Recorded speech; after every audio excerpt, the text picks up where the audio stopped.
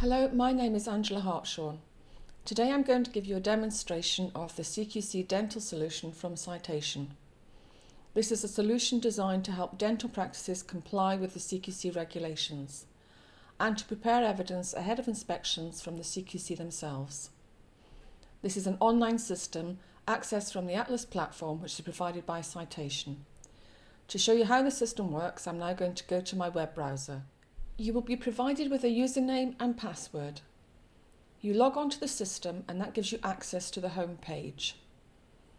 On the left-hand side we have 5 standards: safe, effective, caring, responsive and well-led.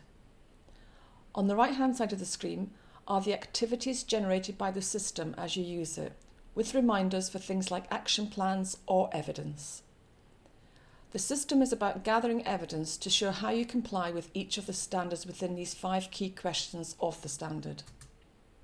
To access the key lines of inquiry, known as CLOEs, click on the standard. These key lines of inquiry on the left-hand side also have supplementary prompts on the right-hand side, which give further information taken directly from the CQC standards. Using this system is about evidencing how the practice meets these particular requirements, and to evidence against each of the CLOEs, select. In this instance, I have selected S2. Now press Evidence, and that takes me to the Evidence entry screen, where I can see any existing evidence which may have been previously added. This is where I can add evidence by pressing the Add Evidence button. The Add Evidence button then enables me to make a statement which is used to demonstrate how we comply with the standard on the left-hand side. So in this case, S2 asks, how are lessons learnt and improvements made? There are then various prompts beneath that where I can add additional information. In this text box, I can make a brief statement to say that we learn from mistakes and discuss them at our monthly meetings. It's about making concise statements that you are comfortable with, so that anyone else reading it will be able to come to the same conclusion which you made, that you comply or otherwise. We can further support the statements that are made by attaching either policies and procedures or additional files as evidence. The policies and procedures can be attached from your own policy library. These can be uploaded and updated in Policy Manager, which is part of CQC Dental. Whatever policies you've uploaded can be indexed against the relevant CQC standard. When you use policies and procedures, you can see those policies which have been previously uploaded and therefore available in your Policy Manager. Then you attach those which support the statement that you've made. The policy you have selected can be viewed by anyone. By clicking on the policy which was selected, they will be able to open the document and view it. You can also upload any other files as evidence. So you might upload audits or photographs or any sort of file you think helps corroborate the statement that you've made. Finally, having made your statement and attach whatever policies and documents you want to support that statement, you can then set a reminder date. Then select the owner of the evidence. You can choose to either own it yourself or assign it to someone else.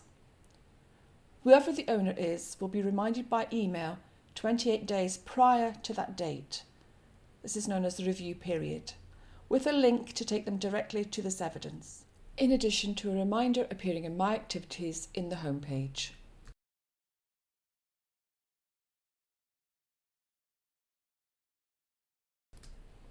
You can put your evidence in and forget about it, knowing that you will be reminded at the appropriate time. Finally, having made your statements and attached the required documents, you need to select a colour to represent the position of the practice based on the evidence that has been entered. A RAG rating system is used, and you choose from the 4 colours in the system. Red saying urgent action is required, amber is moderate, yellow is minor, green is compliant. The colour chosen is a reflection of your assessment of the status position that is then represented throughout the software. You'll now see I've attached a red flag to Chloe S2. If I look at the Chloe view now, you can see the red status is attached to that particular standard. Wherever I see the magnifying glass, that indicates that there is evidence against the Chloe, the key line of inquiry. To access that evidence, I can, as a shortcut, click on the magnifying glass, then click on the title of the evidence that I'm interested in to go straight there. This is showing the number of pieces of evidence that I can view. The status of the evidence is also shown, as well as anything in review within the next 4 weeks. The expiry date is the point the 28 days are calculated from. Anything that is 4 weeks or less is shown as under review. Once you go past your review date, it is shown as overdue and is red to make it more obvious. You are building a picture of evidence across all of the standards and replacing a paper-based system for gathering that evidence together. Any paper-based system won't remind you when something needs to be done. This system does. It will email you a reminder at the appropriate time when you need to do something and put that activity in My Activities on the home page. If you then want to view the evidence in one place, an easy way is to go to the summary document.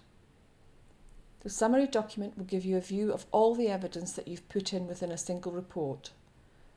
It can be printed out or potentially saved as a PDF to be shared with colleagues and others. In due course, you will build up a picture across all of the standards. From the home page, we have a top-level overview. You can see when we hover over Safe, it is showing red. Red being the worst of any of the statuses within the SAFE standard. We show the red because we need to draw your attention to the things which are most urgent. To get a breakdown of all the information, click on the standard you want to view. By clicking on the standard itself, you reveal the Chloes and can identify which ones are green, red, yellow, etc.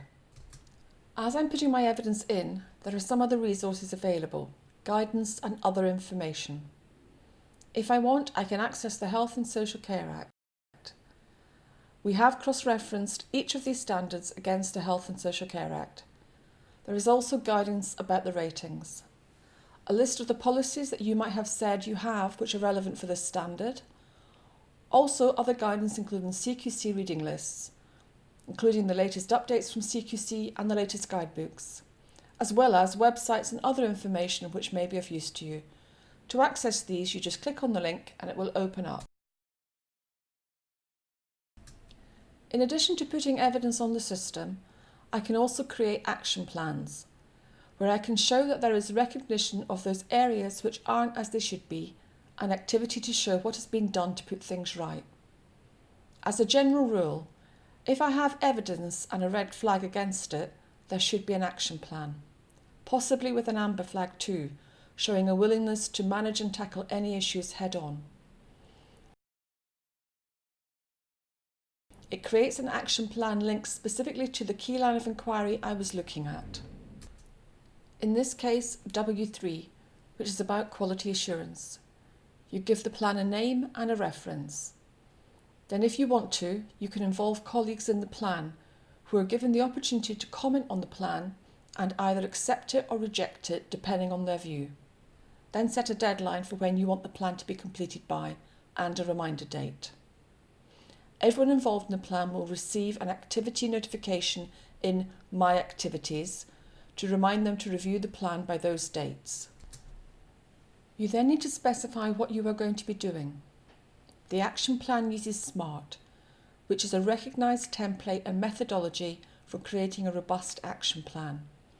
You fill in the details of your plan in these boxes. Explain what needs to be improved, how you're going to improve it, the resources you will need. Basically, follow the prompts to create your plan. Having completed your plan, click Complete.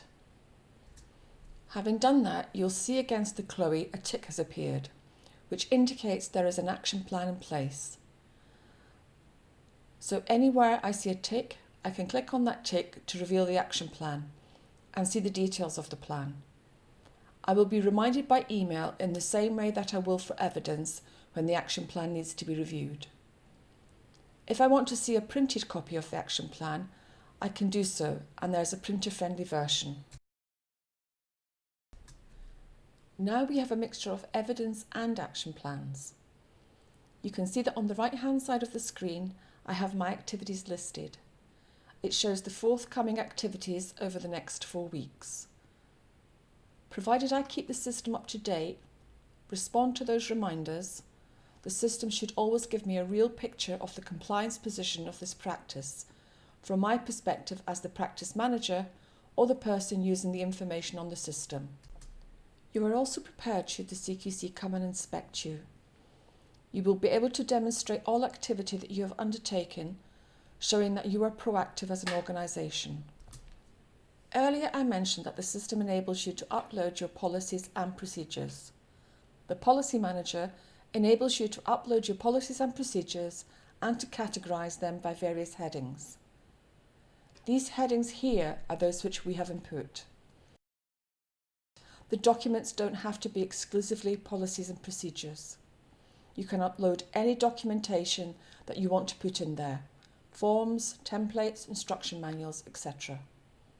To open a document, click on it and it automatically downloads and opens the document. As with all information populating the system, each document is coupled with an owner and an expiry date. As with evidence and action plans, the system will email a reminder to the responsible person to review that document at the appropriate time. Within Policy Manager, there is a tool called the Event Builder, which will enable you to specify certain events for which documents are applicable. When you select those events, it enables you to download all of those documents in one go.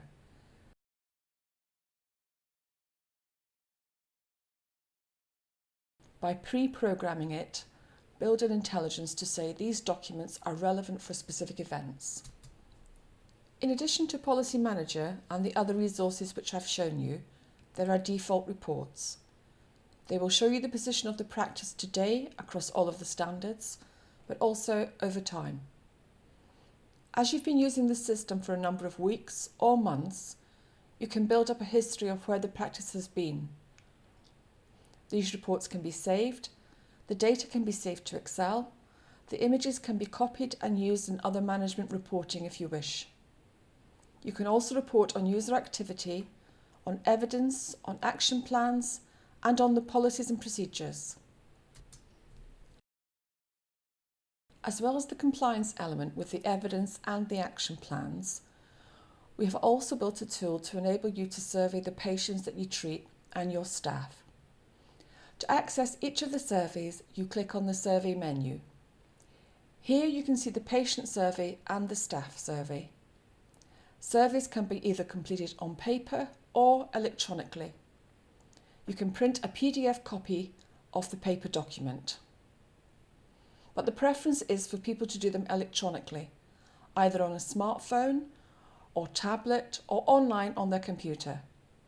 Each submitted survey creates an individual response, which you can drill down into to discover any comments which are made in the free text boxes. In using the electronic versions, the surveys are automatically collated, keeping you in touch with the feedback from your patients and staff, and these can be viewed on demand anytime you want.